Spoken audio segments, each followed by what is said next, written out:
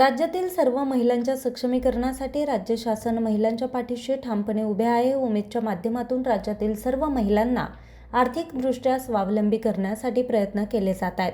या माध्यमातून सर्व महिलांना लखपती दीदी बनवण्याची ग्वाही राज्याचे ग्रामविकास व पंचायत राज्यमंत्री पालकमंत्री जयकुमार गोरे यांनी दिली.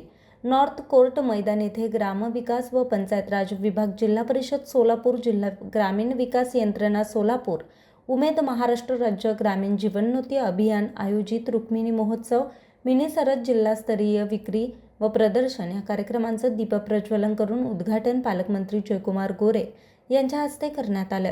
यावेळी ते मार्गदर्शन करत होते. आमदार देवेंद्र कोठे, महापौर विनायक कोंड्याल, जिल्हाधिकारी कुमार आशीर्वाद, महापालिका आयुक्त सचिन ओमसे, मुख्य कार्यकारी अधिकारी कुलदीप जंगम, जिल्हा परिषद सदस्य चेतन केदार, नगरसेविका रोहिणी तडवळकर, प्रकल्प संचालक जिल्हा ग्रामीण विकास यंत्रणा जगताप आदी मान्यवर मोठ्या संख्येने उपस्थित होते. न्यूज रिपोर्टर हनुमंत मस्तूद, आज 24 तास, माढा.